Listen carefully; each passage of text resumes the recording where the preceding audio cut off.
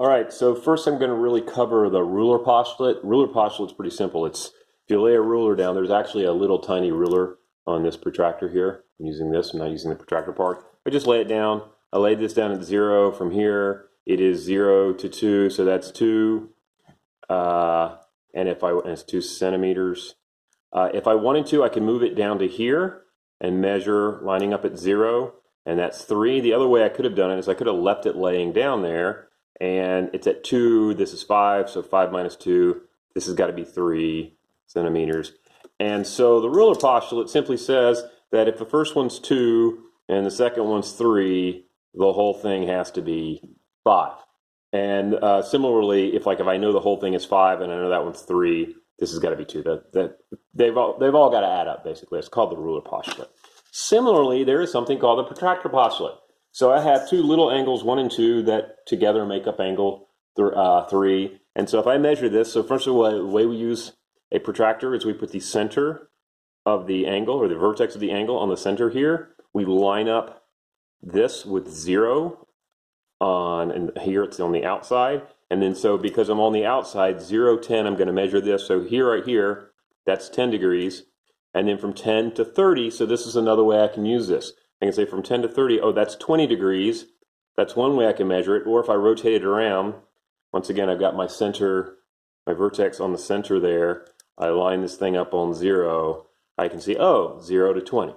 So same kind of trick. You can reline up on 0 and measure, or you can just leave everything and then subtract, the 2 markings along the compass. Notice there are inside numbers too. So you've got to pay attention here. So this is clearly not a 170-degree angle. It's a 10-degree angle. And if I'm subtracting, I do 170 minus 150, or I can even do 150 minus 170 and realize I'm going to get a negative number, but that value's 30. And once again, the protractor postulate just basically says, well, if I know that's 10 and 20, then angle 3, the measure of angle 3, has to be 30 degrees. That's the protractor postulate. Okay, going on. One of the other things I want to make sure you understand is if I ask you how big is angle Z here, you should be scratching your head because there's a whole bunch of angle Z's here, which is why we often use 3-letter angles. And so if I want to know this angle right here, this angle right here is QZR. Angle QZR, and I can put the little line in there if I want to make kind of the more obvious that this is Z and not a 2. And that could also be called RZQ, it doesn't matter, but the Z is actually the angle, and the Q and the R just tells you, oh, it's that space in there. Now I can look at that and tell you, well, it's an acute angle, which means a small angle, and if I measure it, it looks like it's about 10 degrees. Put my center there, line this up on 0. It's not, it's closer to 15 degrees. So that's 15 degrees. And similarly, if I want to measure this angle up here, the angle up here, the measure of that angle, that's going to be SZT, is the name of that angle, that space in there, SZT or TZS. And once again, I can do it either way. I can line this up at zeros on both sides. Notice the top one goes through 90. And then over here, it looks like it goes through 125. So 125, because there's 125, minus 90 is 35 degrees. Is that one? And I can proceed as that. So once again, I can subtract, or if I did it this way, I should also get 35 degrees, which it is, 35 degrees. 0's there. And once again, you can do it this way too. The only difference in doing it this way is when I line it up, vertex in the center, line it up, it's the inside numbers, whereas before it's the outside numbers. And the main thing with the inside and outside numbers is just think about it. Does that angle I'm measuring, is it acute? Is it less than 90 or is it more than 90? And that'll help you realize which one you're supposed to be measuring from if it's not obvious from where your 0 is. Often there's not a 0 right there, so it's sometimes a little easier just to pay attention, like, am I expecting a smaller angle measure or a larger angle measure? Okay, so that's just the basics kind of around a compass and how to use it and how to name an angle with 3 letters as opposed to just angle Z, because there's more of one of them. The other kind of thing we might get with angles, and this is a little bit of review, I hope, is I might give you 2 things like this, and I don't have any angles associated with them, but I may not need to, because in this case we have what are called vertical angles, which hopefully you know already, or sometimes they're called opposite angles. But anytime I have this situation, those two have to be equal. If that's 20, that's 20. If that's 50, that's 50. And so my equation is simply the two things equal to each other. And then my job is I need to get x on one side of the equation by itself. So maybe most people like moving x's this way. So if I get rid of 6x from both sides, I get minus 2x plus 1 equals negative 19 and minus 1. I get negative 2x equals, am I off the screen here yet? Negative 20.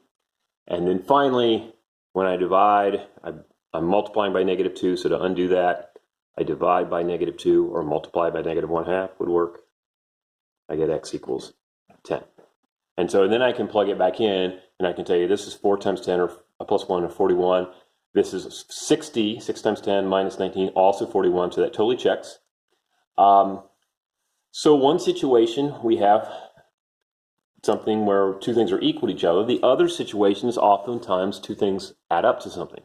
And in this situation, we have what's called a linear pair, which this line is 180, so these two have to add up to 180. They're also supplementary. And so here my equation is different. My equation here is 5x plus 22 plus 3x minus 2 equals 180. Now a little different here. I see sometimes people hear, oh, I need a minus 3x from both sides. No, you don't. The 3x is not over here. It's over here.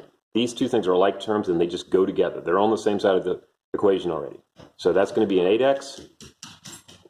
And then those two are like terms. The 22 and the minus 2 can go together.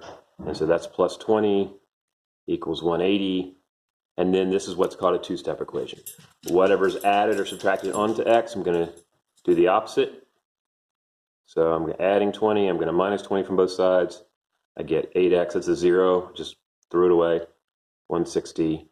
And then my last step, I'm multiplying by 8. So I'm going to divide by 8 or multiply by 1/8. It's the same thing. And I get x equals 20. And then I should double check and plug it back in and make sure is 5 times 20 plus 22 plus 3 times 20 minus 2 equal to 180. Pretty sure it is because I made the problem up that way. Finally, because I've got a little time left, and I want to make sure you see this. This picture right here could have one of two situations, which means that it could have one of two equations. If I tell you the two angles are equal, and notice, oh, I actually have a typo there. Not BCD. This angle ABC is congruent to, glad I caught that, CBD. I think I just was being sloppy. If I know they're equal, then that's one equation. If I know that they add up to something, that is a different equation. Okay. Now, these would be two separate problems. Like I can give you this problem for maybe, and I can give you the other one. But in this situation, the equation is 3x plus 2 equals 6x minus 31. And I think I may let you solve that one on your own, so take a moment to do that. And then the other one, what's that going to be? Right, that's going to be 3x plus 2 plus 6x minus 31 equals 88. And then I'm going to solve that. And once again, our first step there is we're going to combine those like terms to get 9x minus 29 equals 88 and proceed. Whereas over here, our first step is we want to get the x's to one side and the numbers to the other. So maybe my first step would be to minus 6x from both sides. And I get 3x plus 2 equals negative 31. At this point, these two are kind of the same kind of equation. So what's called a two-step equation. I'm going to undo that addition, subtraction, and then multiply, divide or multiply by the reciprocal there, and the same thing over here, and just make sure I keep track of my signs. That sounds great. Good job. Thanks. See you soon.